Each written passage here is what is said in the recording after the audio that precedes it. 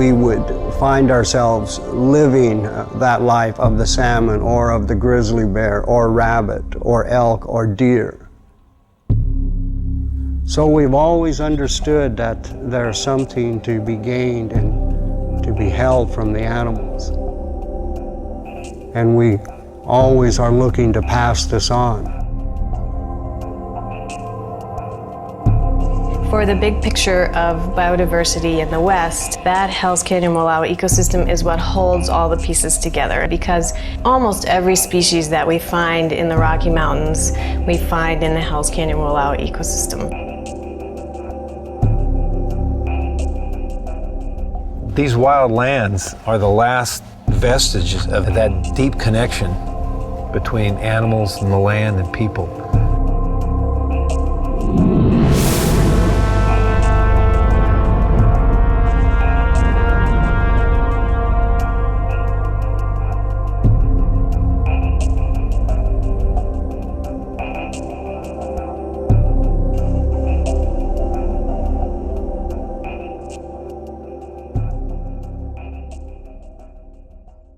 I'm Martin Litton. 70 years ago, I got involved in the efforts to save our public wildlands. In my lifetime, we have managed to save some of our most scenic and imperiled places.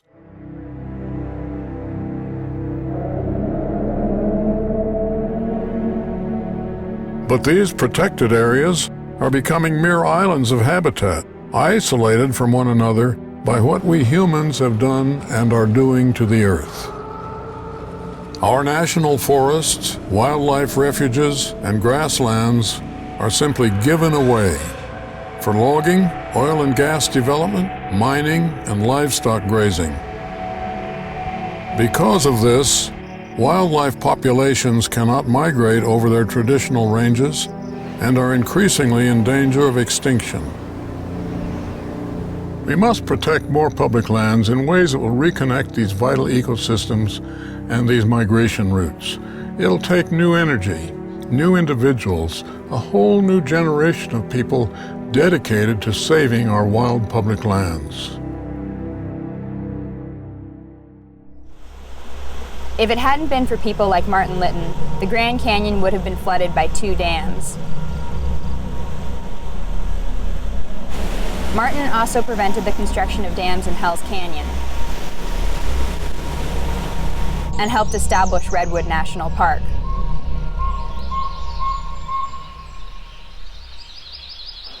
Hi, my name is Savannah Ferguson, and I'm a student at Whitman College in Eastern Washington. I am deeply grateful for what conservationists have accomplished, but as Martin said, there's a lot more work to be done. The science of conservation biology tells us the habitat needs of wildlife and plant species extend beyond the boundaries of the areas previous generations protected. We know species survival depends on our efforts to protect the last wild places and to restore areas that connect these ecosystems. This is the work of my generation, and there's no more important place to start than here in the Hells Canyon Wallowa ecosystem. The remote Hells Canyon Wallowa ecosystem in northeast Oregon and western Idaho is one of the richest ecosystems in North America. The centerpiece is Hells Canyon itself. Within and surrounding the canyon are desert ecosystems,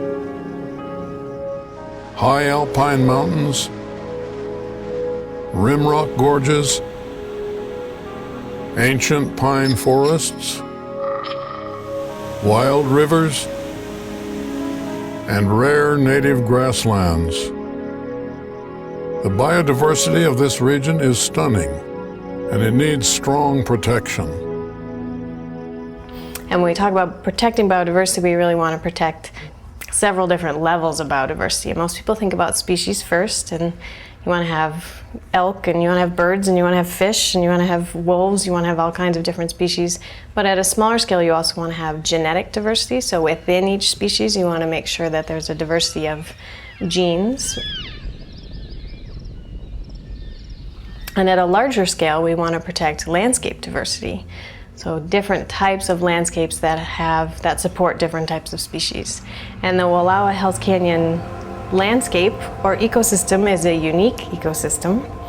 It's got an incredible diversity of land features. It has mountains and rivers and canyons and grasslands and cliffs. It's just incredible that way. And that supports an abundance of different kinds of species. Means that it's a critical piece. It is the linchpin. Again, if that piece comes undone, everything else sort of falls apart. The Hells Canyon Wallowa ecosystem provides the only east-west connection for wildlife from the Great Plains to the Pacific Ocean. It connects habitats that reach from the Yellowstone ecosystem to the wildlands of the Salmon and Selway rivers, to the Blue Mountains, over the Cascades, and to the coast.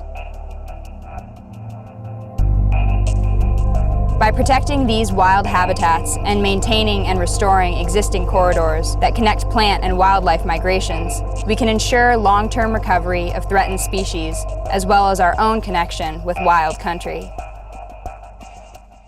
I haven't added up the miles, but obviously they come from the Oregon coast up to Columbia, all across the state, so that's got to be, what, 400 miles or something. Then they got to turn and come up the Snake, another, whatever, 100 and some miles, and then up our tributaries, the Imnahan, the Grand Ronde, and Wallowa. And of course, if anybody stops and thinks about a fish finding his way back up that far, then it just becomes something incomprehensible, really. I mean, how they do that. But since I've been here, the country that grows on you is that canyon country. It's just so remarkable and so remote. And last year I went down there one afternoon just to get away and do a little fishing by myself, and fished for about 3 hours. I caught 2 nice native rainbow. I caught 2 Dolly Varden that are of course a native fish, and I caught 2 native steelhead, all on fly. Saw my first person when I got back to town, and that is a world-class fishing experience, because where are you going to catch 6 native fish, not see another person in some of the most beautiful country in the world? It's difficult to really overstate the value of wild lands. For those of us who have been born and raised and brought up in this country, it's a part of our lives. It's been passed down from generation to generation, to father and son and daughter. Those of us whose lives revolve around hunting and angling want to see that tradition and that heritage passed on to the people we love and the young people that are coming. For hunting and fishing to remain a part of our culture, we have to protect these areas. Out here in the West, mule deer and elk need big space. They need healthy, intact systems. They're migratory. They spend the summers up in the 7,000, 8,000 foot elevations, and they have to come down 4,000 to 5,000 feet in elevation in the winter to exist. That takes big country. You can't slice that country up and expect those species to continue to exist. White-tailed deer can live in your backyard, but mule deer can't. As a species, they're migratory. They're like salmon. They have to have an intact migratory system with all the diverse plant life and forage that sustains them through different periods of cold and heat, and they have to have security. And these lands belong to all Americans, and we have to protect them, not only for future generations of our children, but for the future generations of the wildlife and the fish that live in these areas.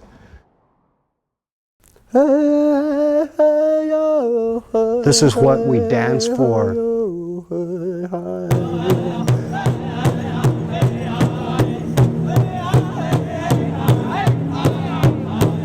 Each time my moccasin hits the earth back home to the beat and the sound of the drum, we've been taught that that's a prayer that opens the skies, that goes to Henny Watt.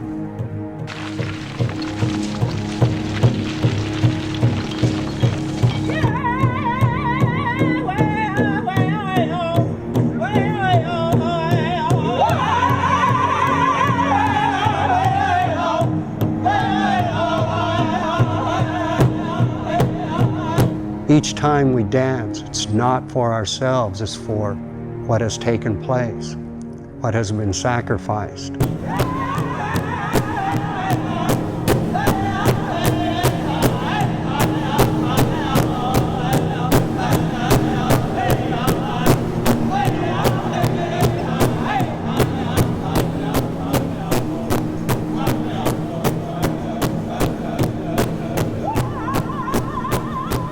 Each time the drum is struck is a heartbeat of Mother Earth.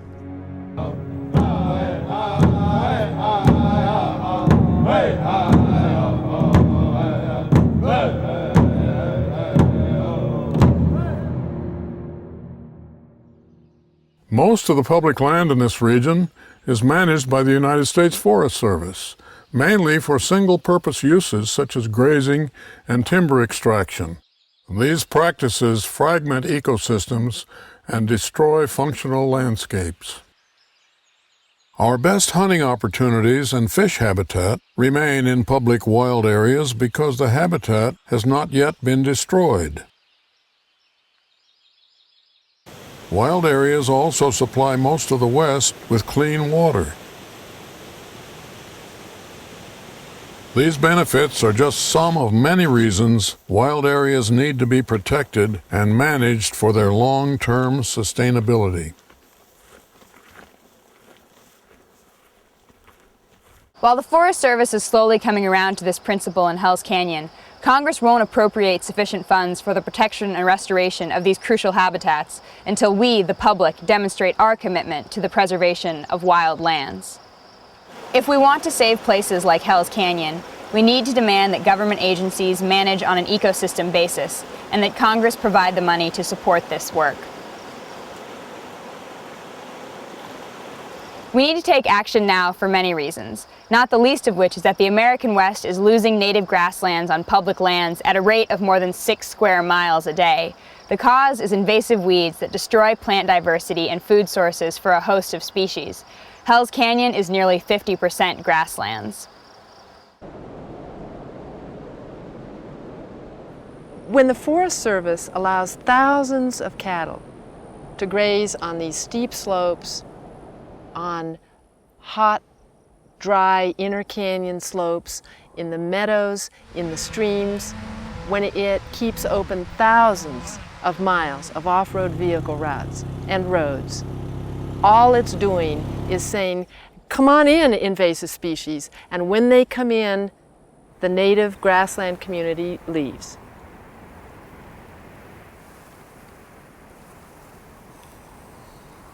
And when the native grassland goes, with it goes its birds, its butterflies, its lizards, the mule deer, its hawks.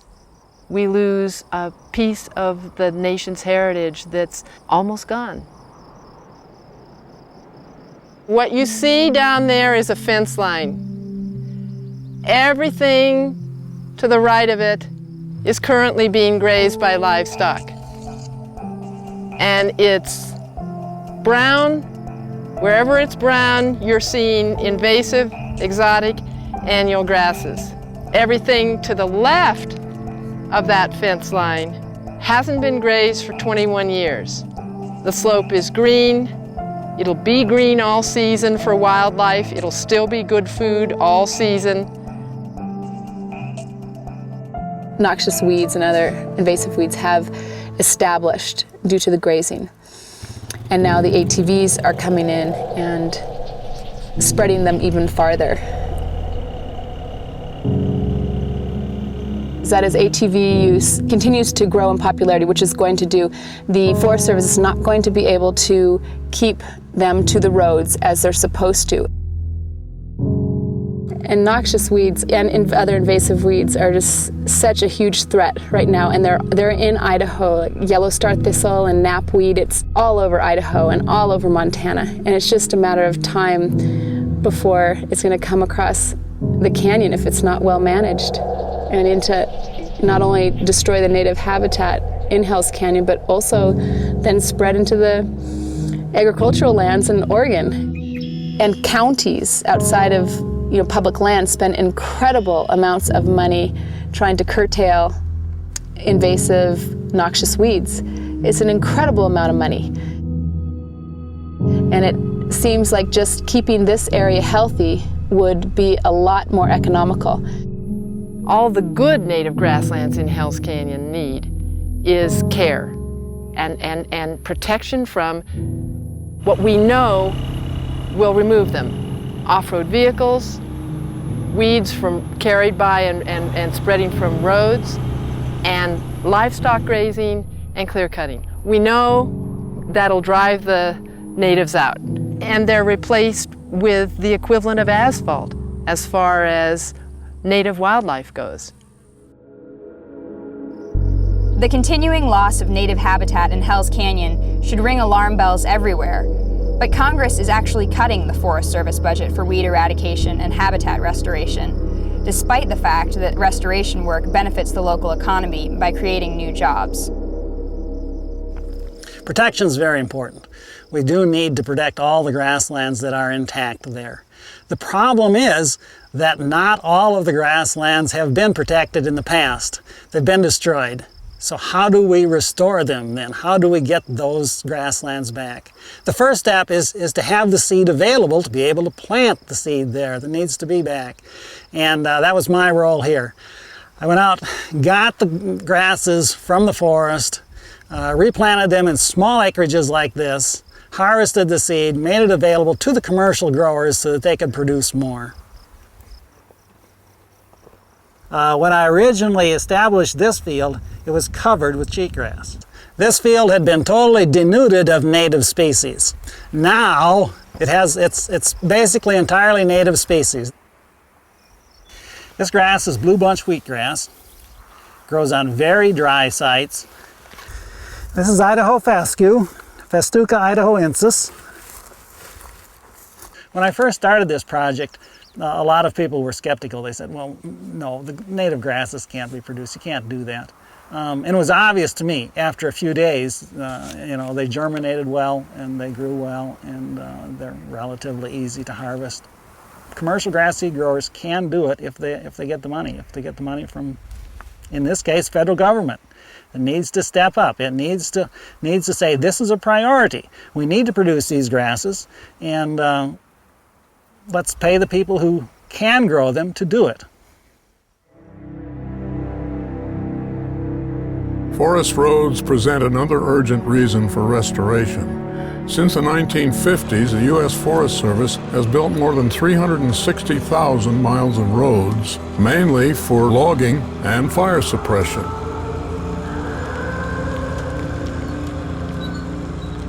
Some roads do serve public purposes, but unmaintained or abandoned roads all too often lead to ecological disaster. You know, as bad as roads are in and of themselves, when you quit maintaining a road system, when you quit going in and cleaning out culverts, for example, when roads start slipping off into stream systems, the problems just get worse and worse. And, often sort of an end result of this can be landslides and big events where you can wipe out stream systems, wipe out the fisheries of an entire watershed. 30 years of building and all these roads, and then they don't maintain them. To me, you either have to maintain a road or you have to get rid of it. I mean, you can't dump the amount of mud and crap into these streams, let this stuff just keep piling in.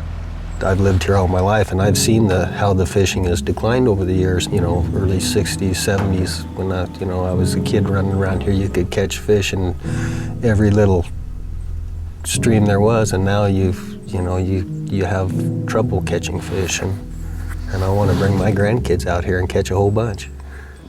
The Forest Service estimates it has a $10 billion backlog of forest road maintenance to do. But many miles of Forest Service roads are no longer used for their original purpose. They actually fragment wildlife habitat. They do not need maintenance. They need to be removed. In the Hells Canyon Wallowa ecosystem, there are enough roads that if they were straightened out and linked together, one could drive the distance from eastern Oregon to the home of the Beatles in Liverpool, England, and back. If we want to, see more habitat connectivity with species like the grizzly bear or the wolf, then I think restoration is going to be play a more important role across the landscape. And it's going to include things like stream restoration work, dealing with weeds and invasive species, dealing with roads, seeing more road removal and road decommissioning.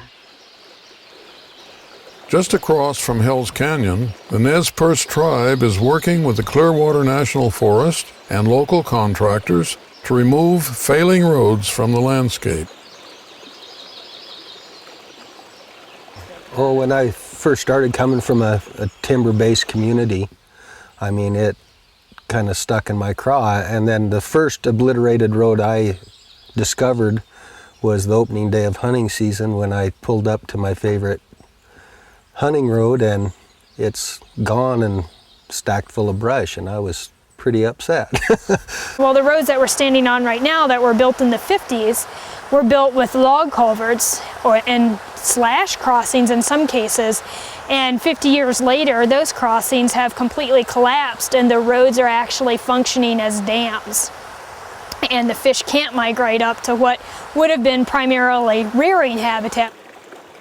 The restoration work restores crucial salmon streams, reconnects wildlife habitats, and brings much-needed income to rural communities. I'm standing on what was the center of the road. Everything below me was either part of the road or part of the fill slope. In order to get the channel to natural grade, we dug out all of that material, and now it's on either side of the stream crossing. And then, people think, we're taking away the roads, it's an access issue, but after you get into it and see what is really out here, it really makes sense to do this. And I feel real good about what I do now, and I really think it's making a difference in our watershed. And Becca and David, they went up the other day up Doe Creek, and they said they saw trout hanging out underneath one of my log weirs, so that makes me feel good.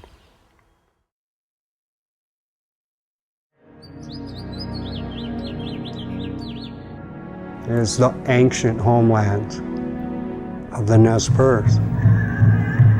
My elders always, from the beginning, have been taught to look to many generations in the future to provide for. And it's always been said that that is the seventh generation. So as they sat down and thought of what may be valuable and worthy, what might be the best for the future generations to come, it was not to own the land, it was not to retain the land, but to act as stewards, if you will.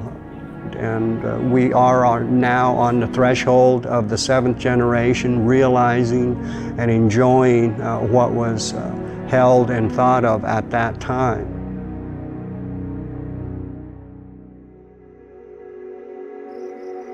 Restoration projects like road decommissioning and grassland rehabilitation not only restore critical habitats, but also provide employment for local residents, exactly what is needed in the Hells Canyon-Wallowa region.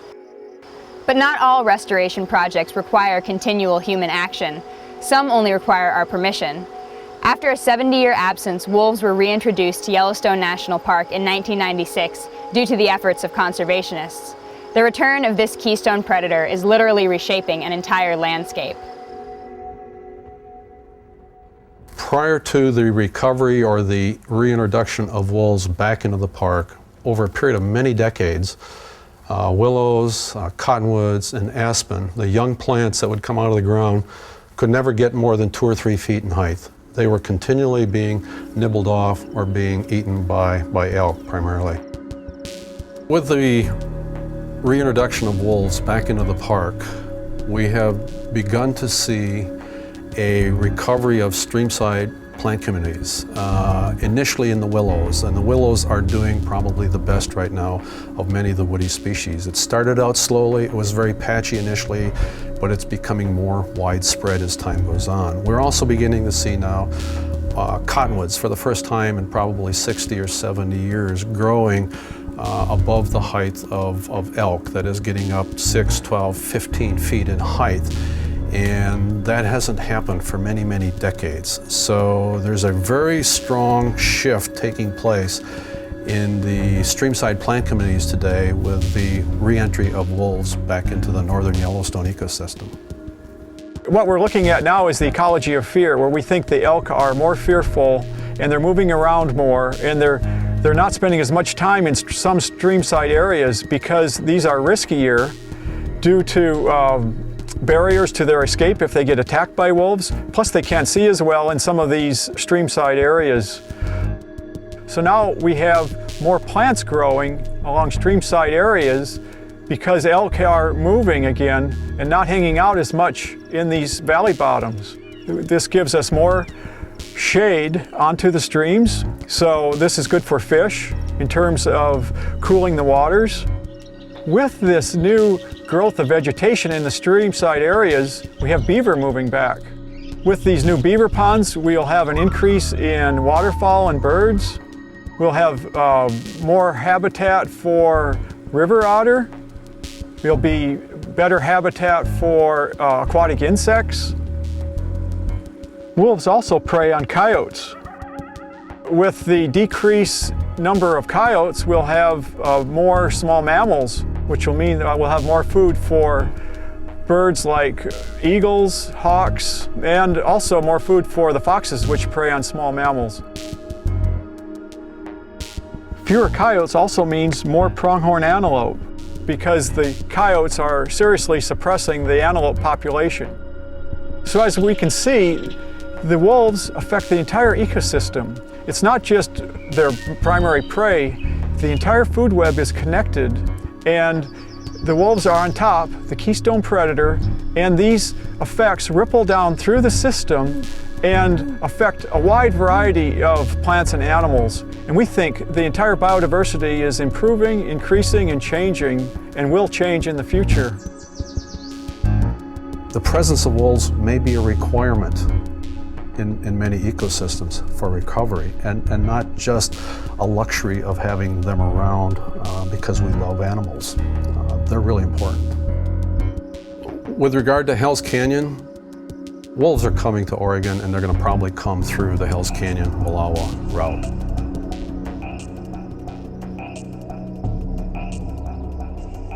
In the past, wolves that crossed the Snake River into Oregon were either shot or moved back to Idaho. But the benefits they bring to Yellowstone suggest it is vital we let them return home to the Hell's Canyon Wallowa ecosystem and beyond. And of course, gray wolf was one that we always had dreamt and had vision of returning back home. If you can ever imagine being some of the first inhabitants of this land, born to the land but yet lost, looking for a way and a future, you look to the animals. The wolf songs from the beginning, in my mind, is where our songs were born. Hamina, it's a wolf in our language. It's a reunion, a sacred connection that had been broken. It's a reunion of human being and animal, of spirits, if you will, of old friends.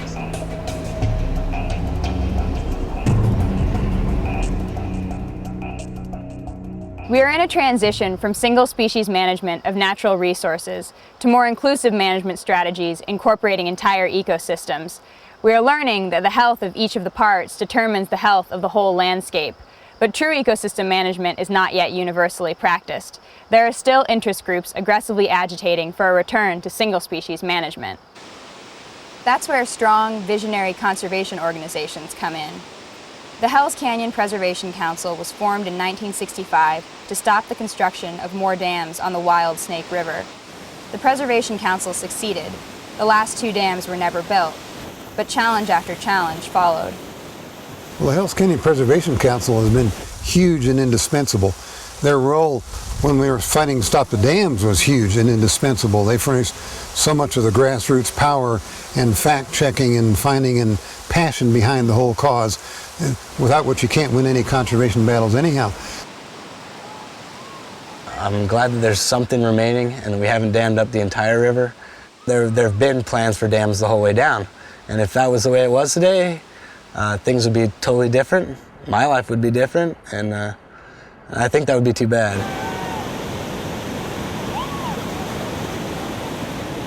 And so that would make me cry. It'd be the worst thing, just not have this, because it's, you know, people ask me where you grew up at. It's like, well, what month are you talking about? Because from, you know, May to August, this is my home.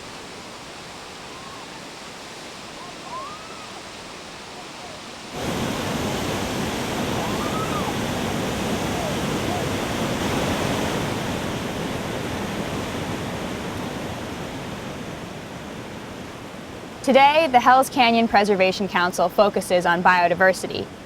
Grasslands, wolves, forests, rivers, salmon. The Preservation Council urges protecting what's still wild and restoring what's been damaged. If it wasn't for Hells Canyon Preservation Council's day in and day out attention to the bad timber sales and the bad management of the river and the problem with the grazing and the messing up of things and the gradual trashing up of the wilderness, and the area would be a lot worse off than it is right now. Margaret Mead, the famous anthropologist, once said, don't worry if there's only 4 or 5 people out there to change the world. That's all that ever has changed the world. And that's been my experience over and over again. Don't ever think you can't do it. Don't ever think you can't win. Don't ever worry just because the other side seems to have all the money and all the power. They don't.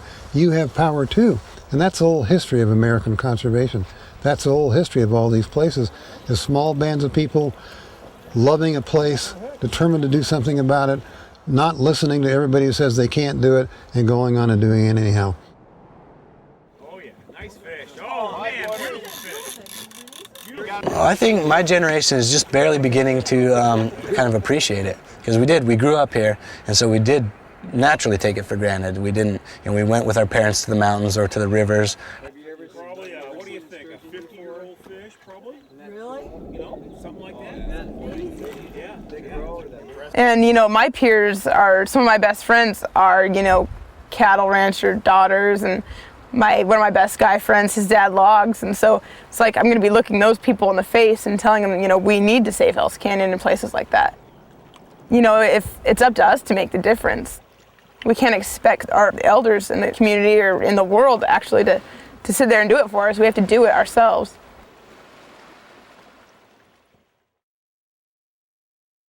The Hells Canyon Wallowa ecosystem must remain a strong linchpin connecting habitats, wildlife, and people. Many of us grow up exploring wildlands, but I worry sometimes that we take them for granted. Martin and I were both raised to believe we have an obligation to leave this world better off than we found it. Now is the time to make protection and restoration of remaining wildlands a reality. To learn more and get involved, contact the Hells Canyon Preservation Council at hellscanyon.org, 541-963-3950, or contact Green Fire Productions at greenfireproductions.org.